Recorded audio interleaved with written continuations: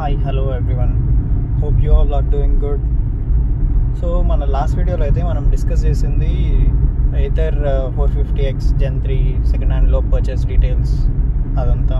So దాంట్లో నేను ఒక పాయింట్ మెన్షన్ చేశా, దట్ కస్టమర్ కేర్ నాకు యాక్సిడెంట్ అయింది అని చెప్పారు అని.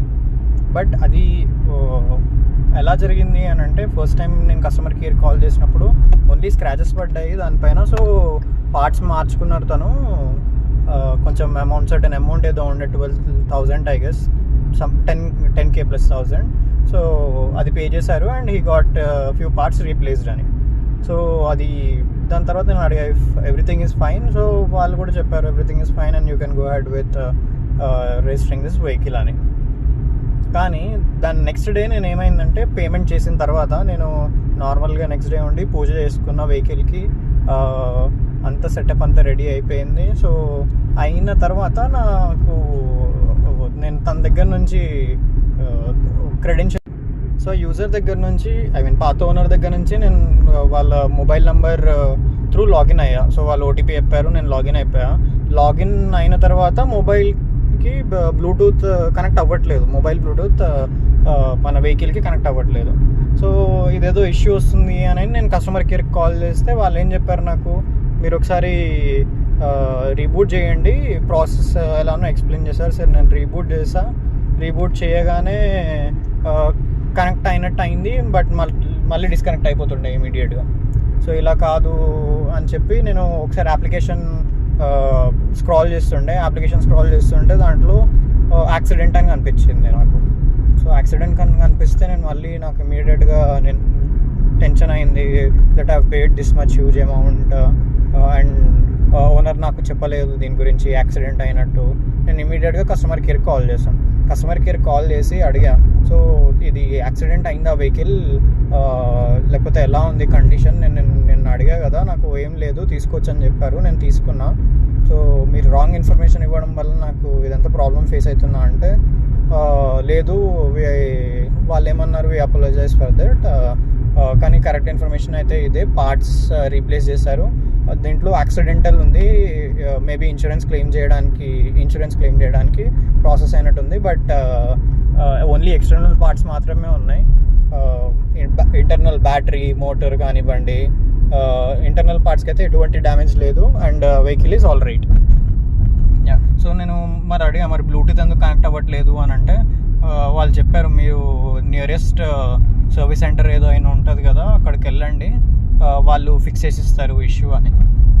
సో నేను వెళ్ళా, నియరెస్ట్ సర్వీస్ సెంటర్ మన BHELలో ఉండే నాకు, అంటే 2 సర్వీస్ సెంటర్స్ దగ్గరలో ఉన్నాయి. ఒకటి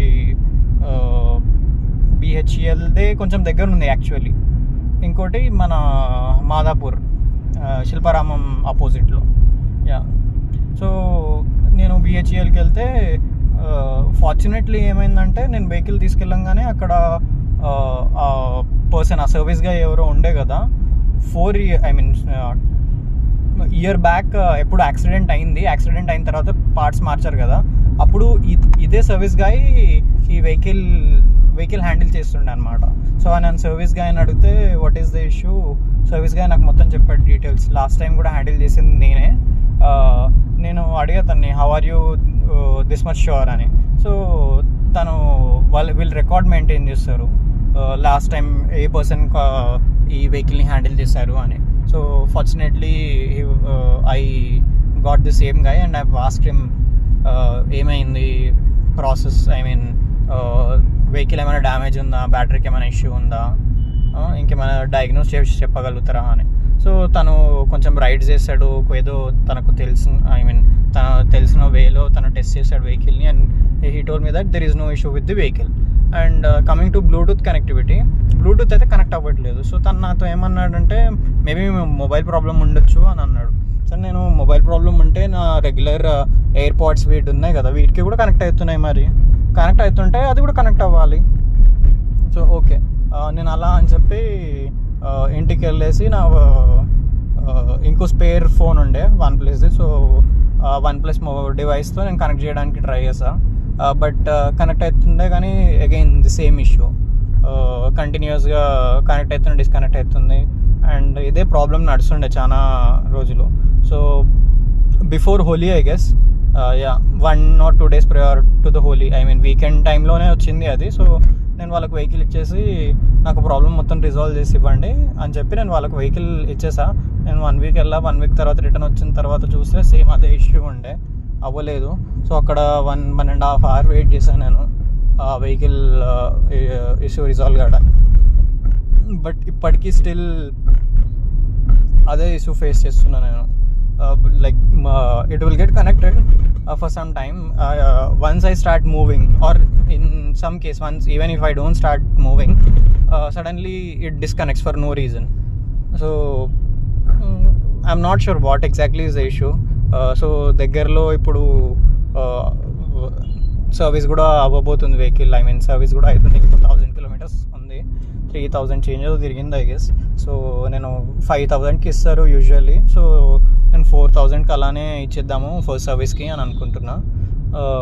అండ్ అప్పటి వరకు మోస్ట్ ప్రాబబ్లీ ఆర్సీ ట్రాన్స్ఫర్ కూడా అయిపోతుంది. అండ్ ఒకసారి ఆర్సీ ట్రాన్స్ఫర్ అయిపోయిన తర్వాత I can go ahead and ask for Ather to shift the profile or shift the ownership to my name or my mom's name. నేను ఇంకా decide అవ్వలేదు నా పేరు మీద చేయాలా లేకపోతే మా మమ్మీ పేరు మీద చేయాలా అనేది. So once that is done I'll get all the access, then I'll ask him what exactly is the reason. So అన్నీ ఓకే అంటే చూద్దాం. I'll tell you guys how my purchase history was. కానీ ఇప్పటివరకు vehicle in terms of ride quality, in terms of range, in terms of handling కానీ ఇలాంటి వాటిల్లో అయితే ఏ ఇష్యూ లేదు. నాకు ఒకటే ఇష్యూ ఫేస్ అయింది, దట్ ఈస్ బ్లూటూత్. సో ఒకటి బ్లూటూత్ ఇష్యూ, అది రిజాల్వ్ అయిపోతే then I think it's good vehicle. I mean great vehicle actually. And తక్కువ ప్రైస్లో తక్కువ తిరిగిన వెహికల్ దొరికింది. And nice. దాని తర్వాత and I will also tell you about the insurance. ఎందుకంటే ఆల్రెడీ వాళ్ళు యాక్సిడెంటల్ ఇన్సూరెన్స్ క్లెయిమ్ చేసుకున్నారు. ఓనర్ ఏం చేసేయాలంటే మళ్ళీ ఇన్సూరెన్స్ కావాలి కదా అన్నట్టు వాళ్ళు మళ్ళీ కొత్త ఇన్సూరెన్స్ తీసుకున్నారు వెహికల్కి. కొత్త ఇన్సూరెన్స్ తీసుకొని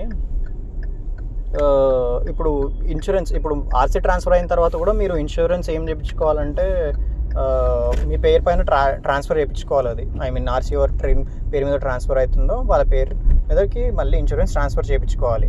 ఒకవేళ చేయించుకోకపోతే మీకు ఏమన్నా ఇలాంటి యాక్సిడెంట్స్ కానీ ఏమైనా జరిగితే వెహికల్కి వీళ్ళు పే చేయరు అనమాట ఇన్సూరెన్స్ కంపెనీ వాళ్ళు. సో అది కూడా నేను ప్రాసెస్లో పెట్టాక మీకు హోల్ అండ్ సోల్ డీటెయిల్స్, ఎలా జరిగింది, ప్రాసెస్ ఎలా అయింది, నేను ఏమేమి మెయిల్ పెట్టాల్సింది వచ్చింది, ఇదంతా ప్రాపర్గా మీకు ఎక్స్ప్లెయిన్ చేసేస్తాను. So that is it guys. So this is about the Ather second hand vehicle purchase. Thank you for watching the videos. Stay tuned and ఇంకా much more videos to come in. So please do like, share and subscribe, and please do comment. నాకు చాలా help అయితే మీ comments, so I can improve on the things which you have mentioned in the comments as well. Thank you.